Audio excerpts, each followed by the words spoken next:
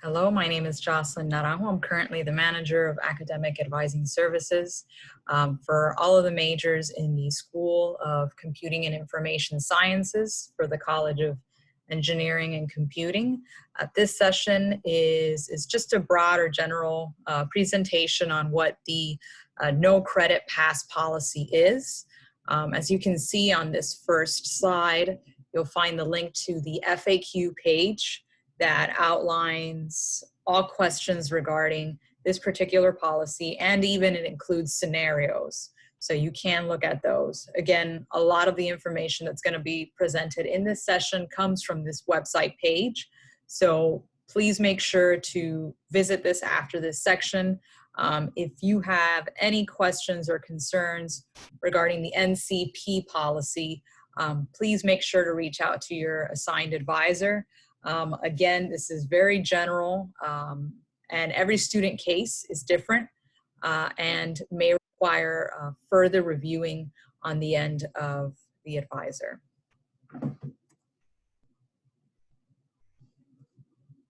So we're going to go ahead and go over some of the options and eligibility that is available for this particular policy. Again, this policy is only an option for students from the spring 2020 semester that took classes for only sessions C and B.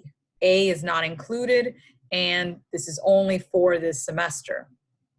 Now, these are our general grades. You could have received any of these grades during the spring semester.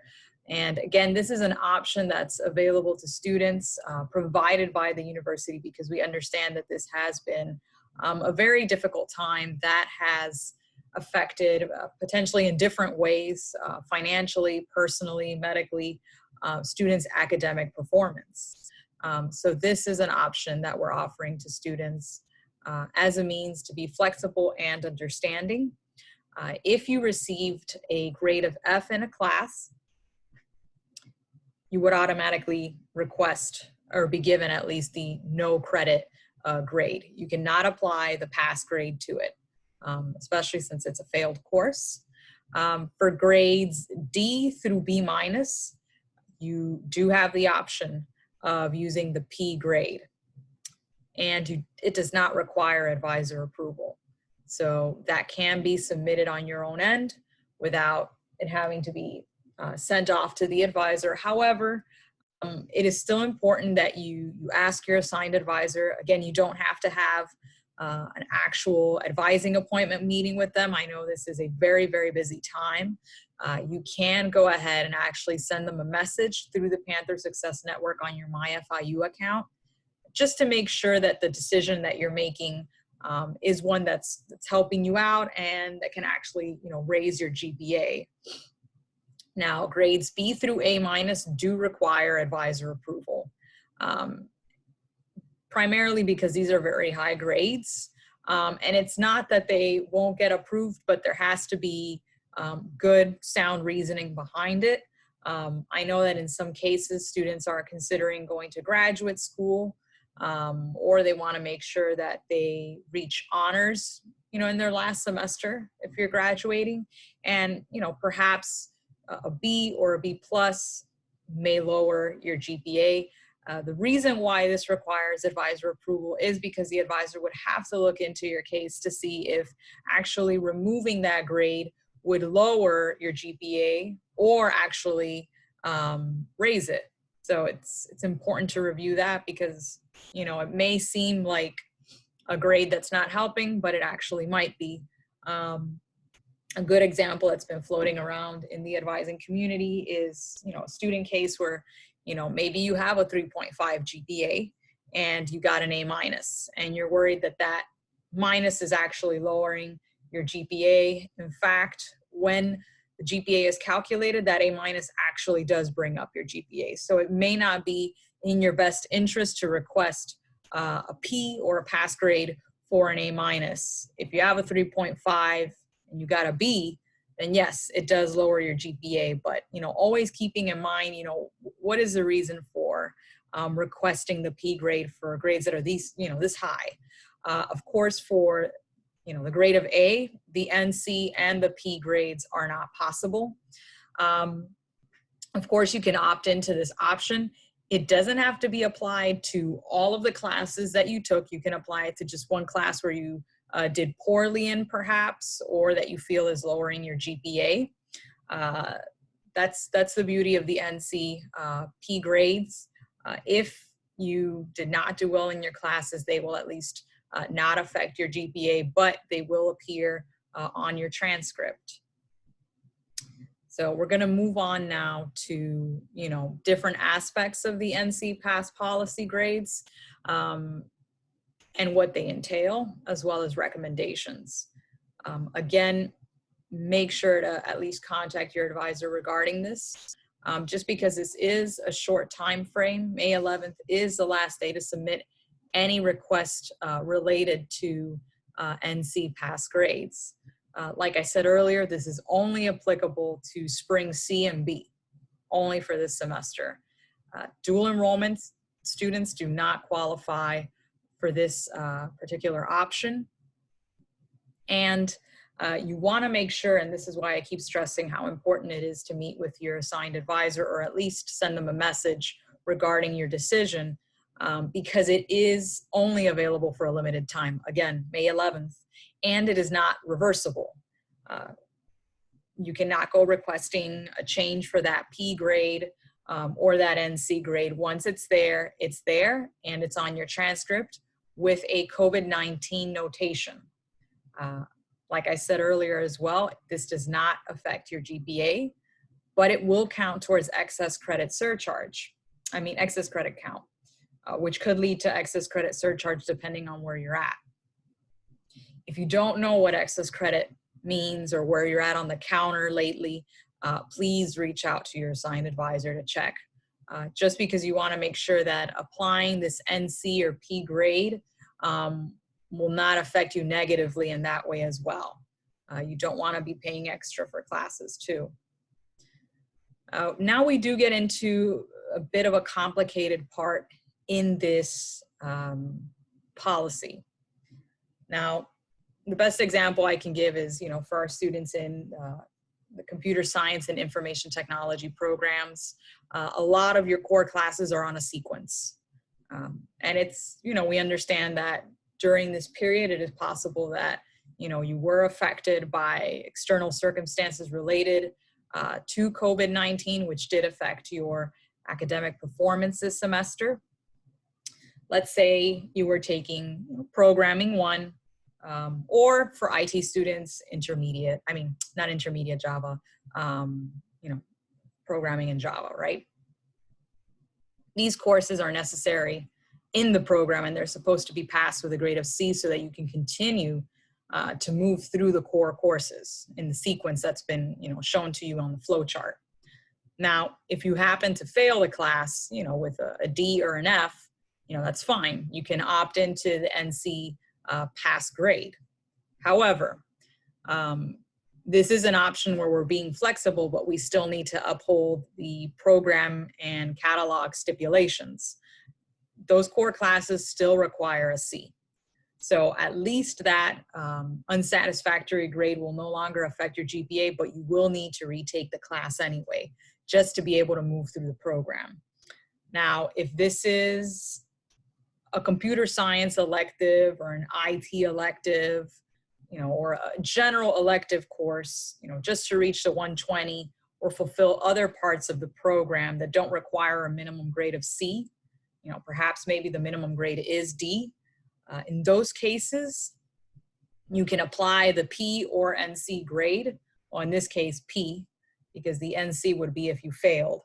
So if you at least passed it with a D, but you didn't want that D to no longer affect your GPA, at least you wouldn't have to retake the course. And that would fulfill that elective requirement. Now, if that elective course does happen to be a prerequisite for another elective course that you want to take, then you won't be able to take that other elective, or you may end up having to retake the elective that you put the P grade for. And I know this can be really complicated, and we understand that you don't know the program the same way that perhaps an advisor knows the ins and outs of the program. So again, reach out to your assigned advisor just so that you know that you're making the best and most informed decision. Another thing to be careful with as well, or at least to keep in mind, is that these NC and P grades may not be transferable to other institutions.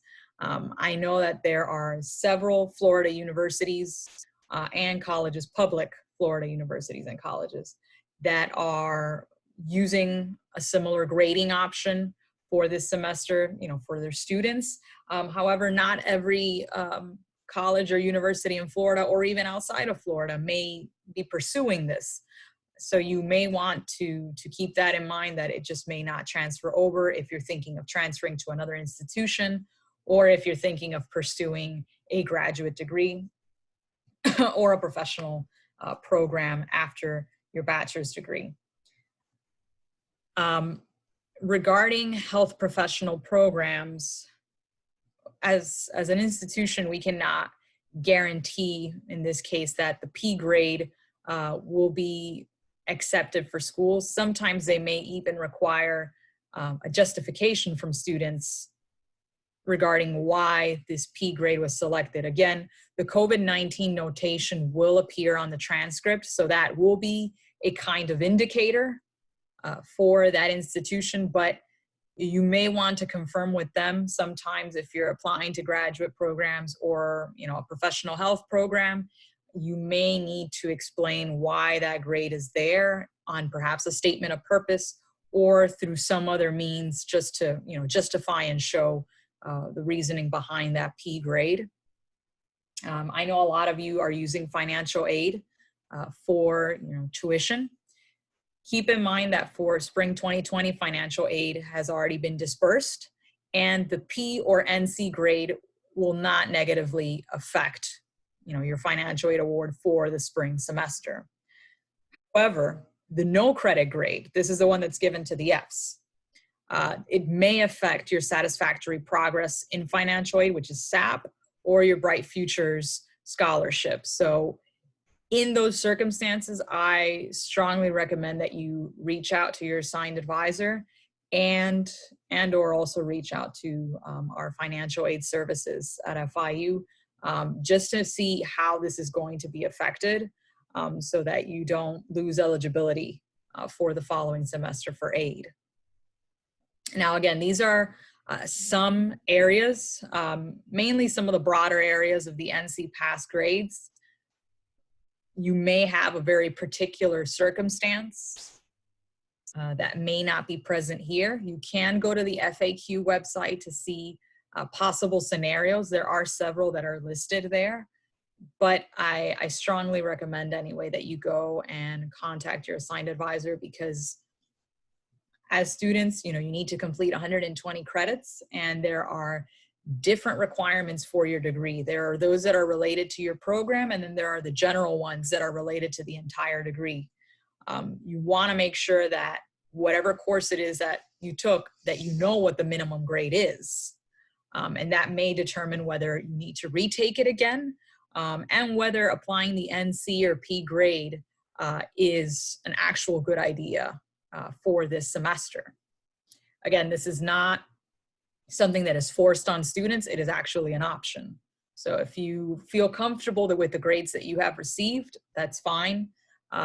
If you have some concerns about a particular course that you received a low grade in, or maybe you received a high grade, but you're not sure if it's actually dropping your GPA or if removing it will make a difference, please reach out to your assigned advisor.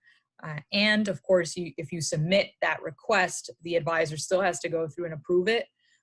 Please be aware that it may not be approved. It happens. They're doing a calculation and seeing what would be in the best interest for those students that are submitting a P grade request for courses that have received grades of B, B+, and A-, right? The latest that you will see the P grade and changes, of course, to your GPA this month is May 20th. So if you submitted that request, whether it was one that required advisor approval or not, The latest that it will be posted is May 20th. If you submit a request for an NC grade because you got an F, that is usually automatic. So that one you should see a lot sooner. Now, if you submitted a P grade request for a class that you received a grade of B, B plus, or A minus, you will get an email if the request was denied by the advisor, and generally it will come with an explanation as well. Regarding explanations, when you're submitting that advisor approval request for grades that got B, B plus, or A minus, and you want a P4, please make sure to stipulate as much as possible the reason why you want this to be done, just so that the advisor has enough information to go off of to know if this is justifiable, as well as, you know, while they're doing their GPA calculations and looking at your academic record. These are some general recommendations related to the NC pass grades. And I've repeated this, I know, many times. Every student case is different. Please reach out to your assigned advisor. I know right now is a very, very busy time for advising. Like I said, you don't need to schedule a virtual appointment, but at least, you know, go ahead and send them a message through Panther Success Network or an email. That way they have some time to look into your case. Please give them some time to respond back. They may not be able to respond back to you within an hour or two. Please give them at the very least 24-hour response time. If you are an honors student or a student athlete, please, please, please reach out specifically to your honors advisors or your SAC academic coordinator first and foremost. You want to reach out to those people before you go to your assigned advisor.